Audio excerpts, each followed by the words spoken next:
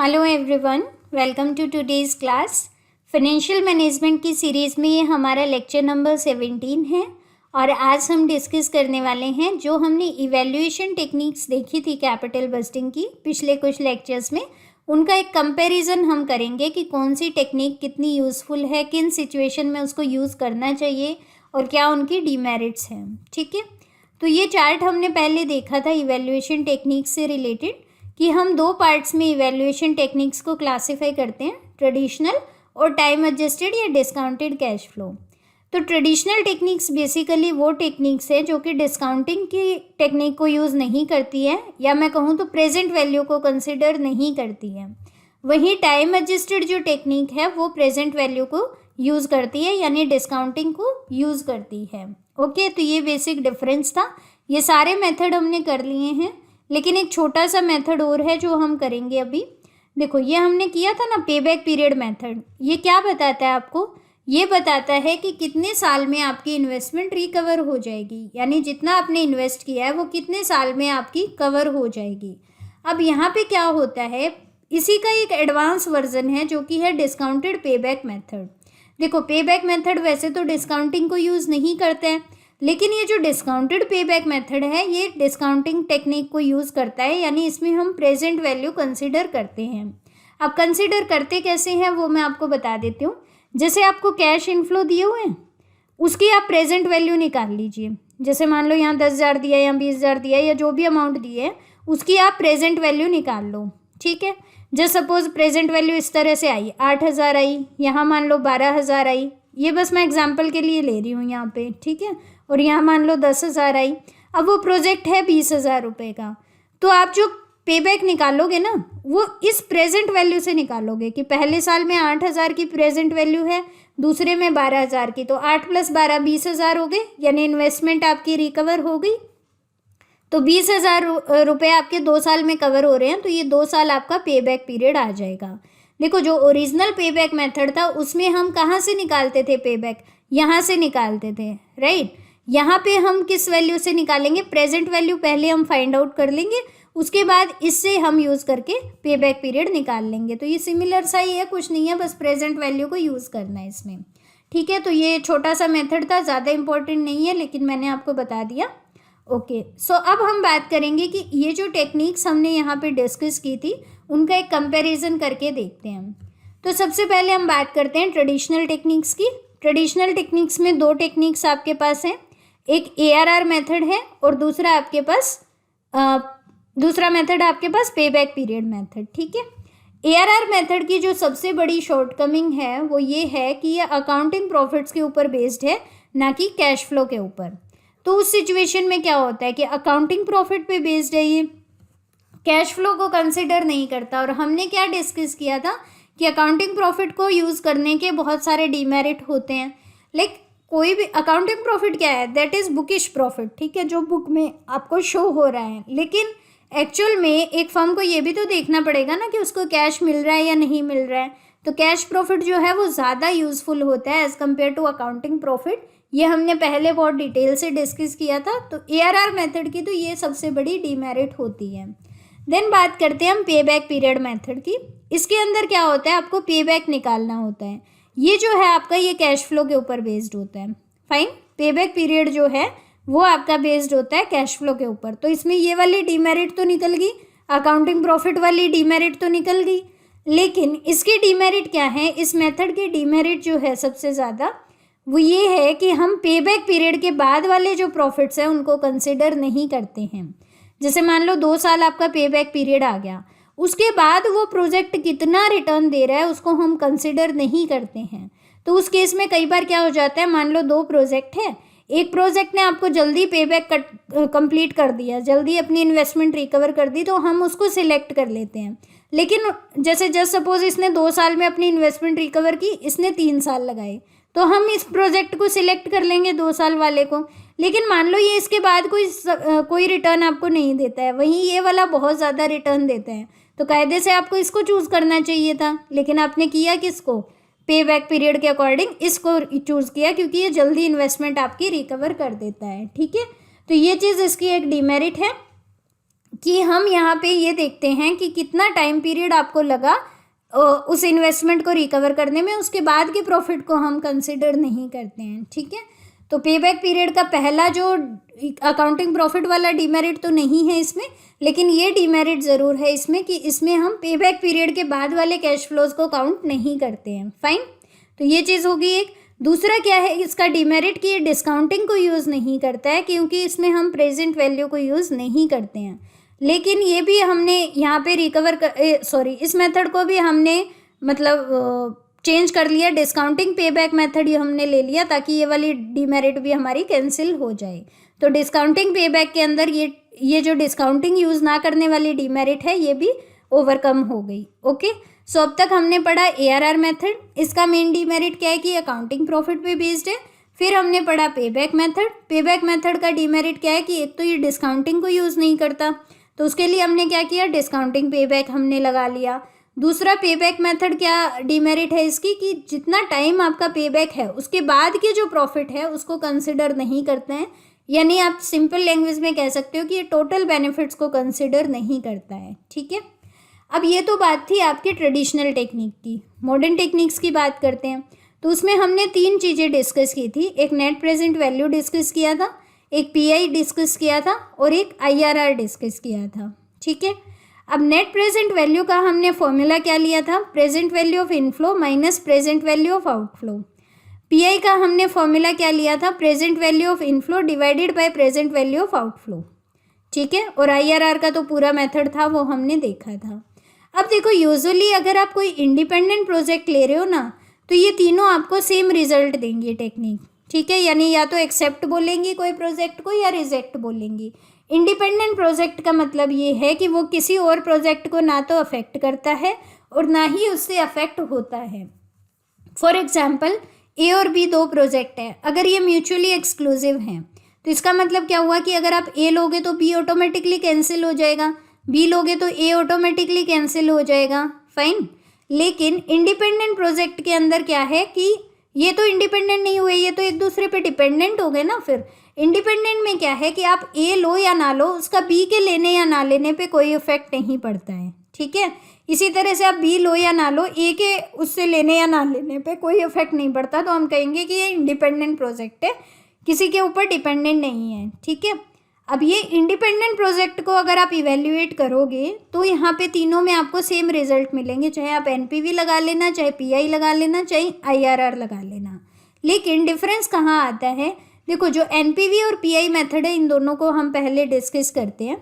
तो NPV का formula ये है और PI का फॉर्मूला ये है, आपको पता है। अब जस्ट सपोज कोई प्रोजेक्ट है उसकी NPV 20,000 रुपये है और उसकी कॉस्ट है मान लो आप 1 लाख रुपये, ठीक है। वहीं पे आप ये मानो कि कोई प्रोजेक्ट दूसरा है उसकी जो NPV है दैट इज़ 40,000 रुपीज़, लेकिन उसका मान लो आप आउटफ्लो जो है वो 8 लाख रुपए है, ठीक है। अब मुझे ये बताओ NPV मेथड के अकॉर्डिंग हम कौन सा चूज़ करेंगे। ये 40,000 की NPV दे रहा है तो हमें ये लेना चाहिए, ठीक है। अगर मैं इसको यूँ लिखूँ कि 1,20,000 का इसका प्रेजेंट वैल्यू ऑफ इनफ्लो है और इसकी प्रेजेंट वैल्यू ऑफ इनफ्लो है 8,40,000 रुपये, ठीक है। क्योंकि 1,20,000 माइनस 1 लाख करेंगे तो 20,000 हो जाएगा, वहीं यहाँ पे 8,40,000 माइनस 8 लाख करेंगे तो 40,000 हो जाएगा, ठीक है। तो NPV के अकॉर्डिंग तो ये वाला मेथड, ये वाला प्रोजेक्ट ज़्यादा सही है, राइट। लेकिन अगर मैं PI मेथड यूज़ करूँ तो क्या होगा, present value of inflow divided by outflow करो तो यहाँ पे आएगा 1.2, ठीक है। और यहाँ पे 8,40,000 डिवाइडेड बाय में 8 लाख करना पड़ेगा मुझे, तो ये वैल्यू आ जाएगी मेरे पास 1.05। तो 1.05 और 1.20 कौन सा बड़ा अमाउंट, ये वाला, यानी प्रोजेक्ट A सिलेक्ट करना चाहिए। तो NPV और PI में डिफरेंस आ जाता है। कहाँ पे डिफरेंस आता है, जब आपकी देखो जो इनिशियल आउटले है अगर वो अलग अलग है तो इन दोनों में डिफरेंस आ जाएगा।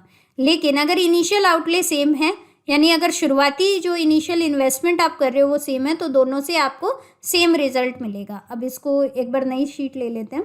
तो हमने बेसिकली क्या देखा कि नेट प्रेजेंट वैल्यू मेथड और PI मेथड, इसमें क्या है कि NPV और PI आपको सेम रिजल्ट देंगे अगर आप 2 प्रोजेक्ट को कंपेयर कर रहे हो और उनका इनिशियल इन्वेस्टमेंट सेम है तो वो सेम रिजल्ट देंगे। लेकिन अगर इनिशियल इन्वेस्टमेंट डिफरेंट है तो फिर आपको ये दोनों अलग अलग रिजल्ट दे सकते हैं, यानी एनपीवी अलग रिजल्ट दे सकता है। एनपीवी कह सकता है कि प्रोजेक्ट ए सिलेक्ट करो, वहीं पीआई कह सकता है कि प्रोजेक्ट बी सिलेक्ट करो, जैसे कि अभी हमने जो एग्जाम्पल डिस्कस किया उसमें देखा भी। तो उस केस में क्या होता है, कौन सा प्रोजेक्ट हमें लेना चाहिए। देखो हमें ये देखना है कि जैसे 10,000 रुपये आपके पास है लगाने को, तो उसमें से आपको कितना बेनिफिट मिलेगा, राइट। हमें यही देखना होता है अल्टीमेटली कि अगर मैं इतना अमाउंट लगा रही हूँ तो मुझे बेनिफिट कितना मिलेगा। पीआई अगर ज़्यादा है किसी प्रोजेक्ट का तो इट मीन्स कि वो ज़्यादा आपको रिटर्न दे रहा है पर रुपी इन्वेस्टेड, यानी कि अगर आप 10,000 रुपये लगाते हो तो वो मान लो आपको 30,000 का रिटर्न दे रहा है, ठीक है। और दूसरा प्रोजेक्ट अगर आप उसमें 10,000 रुपये लगाते हो तो वो आपको 20,000 का रिटर्न दे रहा है। तो पीआई तो आपको ये बताता है कि हर 1 रुपये के पीछे कितना रिटर्न मिल रहा है। तो वैसे तो पीआई ज़्यादा सटीक बताएगा आपको, लेकिन आपने ये भी पढ़ा होगा कि हम एक कंसेप्ट करते हैं that is shareholders wealth maximisation, जो कि हमारा बेसिक ऑब्जेक्टिव होता है। तो वेल्थ कैसे मैक्सिमाइज होगी, जिस प्रोजेक्ट की एनपीवी ज़्यादा है वो ज़्यादा आपको रिटर्न देगा, राइट ना। जिस प्रोजेक्ट की एनपीवी आपके ज़्यादा है वो आपको ज़्यादा शेयर होल्डर की वेल्थ को इंक्रीज करेगा। तो अगर एनपीवी मेथड को हम फॉलो करते हैं तो वो शेयर होल्डर की वेल्थ मैक्सिमाइजेशन के साथ अलाइन होता है, इसलिए हम एनपीवी मेथड को यहाँ पे यूज़ करेंगे। फाइन। अब आप एक बार फिर से देखिए इस चीज़, जैसे हमने यहाँ किया था यही वाला एग्जाम्पल हम लेते हैं 1 लाख वाला और 1 लाख, जस्ट अ मिनट। जैसे जस्ट सपोज आप कि 1 लाख का एक प्रोजेक्ट है, उस पर आपको 1,20,000 मिल रहे हैं, ठीक है। और एक प्रोजेक्ट है जो मान लो आप 8 लाख का है, उस पर आपको 8,40,000 मिल रहे हैं। अब यूँ तो ठीक है कि 1 लाख के ऊपर आप 20,000 रुपये एक्स्ट्रा कमा लोगे तो वैसे तो ये प्रोजेक्ट ज़्यादा बेनिफिशियल है, लेकिन मान लो आपके पास 8 लाख रुपए हैं इन्वेस्ट करने को, 1 लाख आपने यहाँ लगा दिए, बाकी के 7 लाख आपके पास कहीं है ही नहीं, इन्वेस्टमेंट की अपॉर्चुनिटी ही नहीं है। तो उस केस में तो फिर ये वाला प्रोजेक्ट ज़्यादा बेटर है, क्योंकि ये आपको 40,000 कमा के देगा। तो यहाँ पे अगर आप इन्वेस्ट करते हो तो 20,000 रुपये का आपको बेनिफिट मिलेगा। आपकी एनपीवी जो है वो 20,000 रुपये है, यहाँ पे आपकी एनपीवी 40,000 है, यानी यहाँ शेयर होल्डर की वेल्थ में 20,000 रुपये ऐड होंगे और यहाँ पे शेयर होल्डर की वेल्थ में 40,000 रुपये ऐड होंगे। सो आई होप ये चीज़ आपको क्लियर है कि वैसे तो पीआई मेथड ज़्यादा बेटर है अगर आप दो चीज़ों को कंपेयर कर रहे हो तो, क्योंकि ये आपको बता रहा है कि पर रुपये इन्वेस्टेड पे आपको कितना रिटर्न मिल जाएगा।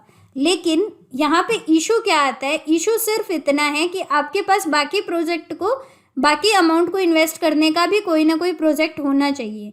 जैसे मान लो आपके पास यहाँ पे 8 लाख रुपए थे, तो अब 7 लाख रुपए अगर आप कहीं अच्छी जगह इन्वेस्ट कर सकते हो जो आपको ज़्यादा रिटर्न दे तब तो कोई दिक्कत नहीं है, फिर तो आप पीआई मेथड को यूज़ करो, ठीक है। लेकिन अदरवाइज आपको एनपीवी मेथड को यूज़ करना होगा, क्योंकि एनपीवी मेथड बेसिकली आपको ये बताता है कि शेयर होल्डर की वेल्थ कितनी बढ़ने वाली है, ठीक है। तो आई होप थोड़ा सा ट्रिकी कॉन्सेप्ट है, लेकिन फिर से अगर मैं समराइज़ करूँ 10 सेकेंड्स के अंदर तो इतनी चीज़ है कि पीआई आपको बताता है कि पर रुपये इन्वेस्टेड कितना रिटर्न है, वहीं एनपीवी आपको बताता है टोटल कितना आपको ज़्यादा मिलेगा, ठीक है। तो वैसे पीआई ज़्यादा बेटर ऑप्शन है, लेकिन आपको ये देखना होगा कि क्या आपके पास जितनी अमाउंट इन्वेस्टेड है उसके अकॉर्डिंग कौन सा बेटर रहेगा ऑप्शन। तो उसके अकॉर्डिंग आपको एनपीवी को फॉलो करना चाहिए। क्यों? क्योंकि एनपीवी आपको ज़्यादा, अगर किसी प्रोजेक्ट की एनपीवी ज़्यादा है तो इट मीन्स वो आपको ज़्यादा वैल्यू एडिशन कर रहा है, ज़्यादा आपको शेयर होल्डर की वेल्थ बढ़ा रहा है, ठीक है। अब ये तो बात थी एनपीवी और पीआई की। अब बात करते हैं आईआरआर की। देखो आईआरआर मेथड का जो सबसे बड़ा प्लस पॉइंट है ना वो ये है कि आईआरआर मेथड को इन्वेस्टर्स यूज़ करते हैं जनरल जो, अब देखो प्रेजेंट वैल्यू वगैरह तो बहुत ही टेक्निकल कंसेप्ट है, आपके पास कॉमर्स ऑप्शनल है तो आपको पता है कि कॉमर्स ऐसा ऐसा होता है, ऐसे प्रेजेंट वैल्यू होती है। अदरवाइज कोई नॉर्मल पर्सन है जिसको बिजनेस में पैसा लगाना है उसके लिए आईआरआर यूज़फुल होती है। उनको हम कह देते हैं कि भाई देखो हम इस प्रोजेक्ट में पैसा लगाना चाहते हैं और इसकी आईआरआर है 15%, तो वो समझ जाते हैं कि ठीक है ये प्रोजेक्ट मुझे 15% कमा के देगा, अब मुझे पैसा इसको देना है या नहीं। अगर मान लो मैं जनरली 10% पे लोन देती हूँ तो मैं 15% पे इजीली एग्री हो जाऊंगी कि चलो इससे ज़्यादा कमा के दे रहा है मेरे को प्रोजेक्ट, ठीक है। तो ये आईआरआर जो है ये जो नॉन टेक्निकल बंदे हैं जिनको ज़्यादा आइडिया नहीं है फाइनेंस का उनके लिए यूज़फुल होता है, ठीक है। सो ये आईआरआर मेथड है इसका। बट सबसे बड़ा ड्रॉबैक क्या रह जाता है, ड्रॉबैक ये रह जाता है कि आप जब प्रोजेक्ट को इवेल्युएट कर रहे हो तो उसकी मतलब कैलकुलेशन बहुत मुश्किल है। IRR की कैलकुलेशन हमने की थी तो वो काफ़ी मुश्किल हो जाती है। तो अगर मैं आज के लेक्चर को समराइज करूँ आपके लिए, तो ट्रेडिशनल मेथड की तो आपको पता है कि क्या क्या डिमेरिट है। ARR मेथड जो है वो आपको उसका क्या डिमेरिट है कि अकाउंटिंग प्रॉफिट यूज़ करता है। पेबैक मेथड का सबसे बड़ा डिमेरिट ये है कि वो ओनली पेबैक पीरियड तक के बेनिफिट को कंसिडर करता है, उसके बाद वालों को नहीं करता है। वहीं जो हमने मॉडर्न टेक्निक्स डिस्कस की, जैसे कि हमने NPV किया, PI किया या IRR मेथड किया, तो उसमें क्या है, जनरली आप NPV मेथड को ज़्यादा फॉलो किया जाता है, बहुत ज़्यादा ये वाइड स्प्रेड यूज़ में है, क्योंकि इसके अकॉर्डिंग शेयर होल्डर की वेल्थ मैक्सिमाइज होती है। ठीक है, NPV और PI अगर दो प्रोजेक्ट आप कंपेयर कर रहे हो और दोनों की इन्वेस्टमेंट सेम है तो आपको सेम रिजल्ट देंगे, लेकिन अगर दोनों की इन्वेस्टमेंट अलग अलग है तो उस केस में आपको डिफरेंट रिजल्ट ये दे सकते हैं। लाइक PI कह सकता है कि ये प्रोजेक्ट लो और NPV कह सकता है कि ये प्रोजेक्ट लो। ठीक है, तो उस केस में आपको कौन सा प्रोजेक्ट लेना है ये इस चीज़ पे डिपेंड करेगा कि आपके पास कितना पैसा है बिजनेस में लगाने के लिए। अगर आप अपने पैसे को सही से यूटिलाइज करोगे तो उसमें शेयर होल्डर की वेल्थ मैक्सिमाइज होनी चाहिए, that is your primary objective. इसीलिए हम कह देते हैं कि NPV मेथड जो है वो सबसे ज़्यादा अच्छा है। ठीक है, सो आई होप ये चीज़ें आपको क्लियर है। आज के लेक्चर में इतना ही। I will be meeting to you in the next lecture. Thank you so much for your time. Have a good day.